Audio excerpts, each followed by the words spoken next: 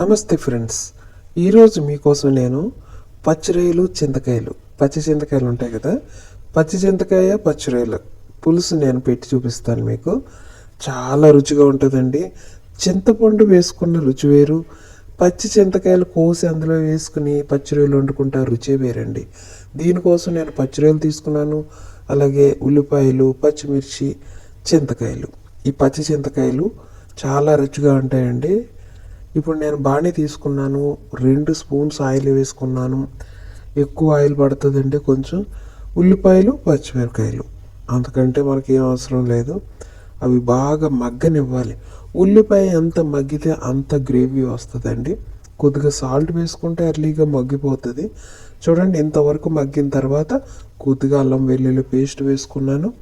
శుభ్రంగా కలిపెట్టనమాట. ఇలా బాగా కలిపెట్టిన తర్వాత అప్పుడు మనం కొద్దిగా ఈ పచ్చిరొయ్యలు ఉన్నాయి కదండి, ఈ పచ్చిరొయ్యలు వేసేసుకోవాలి. ఈ పచ్చిరొయ్యలు బాగా వాష్ చేసి క్లీన్ చేసిన తర్వాత ఇందులో వేసేసుకుని బాగా ఫ్రై చేసుకోవాలి. ఇవి ఆల్మోస్ట్ గోల్డెన్ ఎల్లో కలర్ వచ్చే వరకు పచ్చిరొయ్యలు మనం ఫ్రై చేసుకోవాలి. ఇది మధ్యలో కొంచెం నీరు వదిలేస్తుంది కాబట్టి ప్రత్యేకంగా ఇక్కడ మనం నీళ్ళు వేయక్కర్లేదు, బాగా వేపుకోవాలి. చూడండి, నీళ్ళు వచ్చేసి అవన్నీ ఇంకిపోయే వరకు కూడా మనం వేపుకోవాలి. అప్పటి వరకు ఉప్పు కారాలు వేయకూడదు. వన్స్ నీళ్ళన్నీ ఇంకిపోయిన తర్వాత కొద్దిగా ఉప్పు, పసుపు, అలాగే కొద్దిగా కారం కూడా కొంచెం ఎక్కువ పడుతుందండి. చాలా రుచిగా ఉంటుంది. ఎందుకంటే కారం ఎంత ఎక్కువ వేస్తే అంత నాన్ వెజ్ రుచిగా ఉంటుంది. ఇది బాగా కలిపి పెట్టండి. ఇలాగే ఫ్రై చేసుకుని తినేయచ్చు ఫ్రెండ్స్. కాకపోతే మనకి ఈరోజు చింతకాయలు దొరికాయి కాబట్టి చింతకాయలు వేసి వండుకోవాలి. అందుకని ఈ చింతకాయ పచ్చడిలో వండుతున్నాను అనమాట. చూడండి, బాగా ఫ్రై చేసుకోవాలి. ఇలా ఫ్రై చేసుకున్న తర్వాత కొంచెం ఉడకాలి కాబట్టి మనం కొద్దిగా నీళ్ళు వేసుకుందాం. కొంచెం నీళ్ళు వేసుకుంటే సరిపోతుంది ఫ్రెండ్స్, మరీ ఎక్కువ అక్కర్లేదు. ఎందుకంటే పచ్చడి చాలా ఈజీగా ఉడికిపోతుంది, మీకు ఆల్రెడీ తెలుసు. ఈ విధంగా కొంచెం నీళ్ళు వేసుకుని కొంచెం మసలనివ్వండి. ఈ లోపల మనం చింతకాయలను సిద్ధం చేసుకుందాం. మీకు ఆల్రెడీ తెలుసు కదా, చింతకాయలు ఇలా కుయ్యాలి.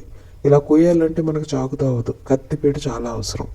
కాబట్టి కత్తిపీటతోటి ఇలా చింతకాయలు కోసుకొని అందులో ఉన్న గింజలు తీసేయాలి.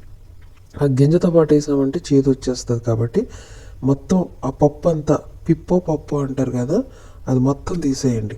తీసేసి వెనకాల డిప్పలాగే ఉంచాలి, దాన్ని తీయక్కర్లేదు. వాటిల్ని తిరగేసి ఇలా వేసేసుకోవాలి ఫ్రెండ్స్. ఉడకనివ్వండి. బాగా ఉడికిన తర్వాత మళ్ళీ తిప్పాలి, యువతల సైడ్కి తిప్పండి. తిప్పి అలాగే మనం కర్రీ వేసేసుకోవచ్చు ఆ చింతకాయతో పాటు.